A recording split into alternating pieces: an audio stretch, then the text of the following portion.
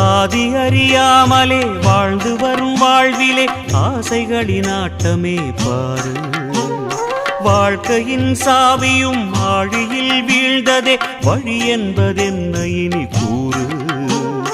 கைலையில் தாண்டவம் ஆடியது போதுமே, பூமியில் நீ வந்து ஆடு, பூமியில் நீ வந்து ஆடு, பூமியில் நீ வந்து ஆடு.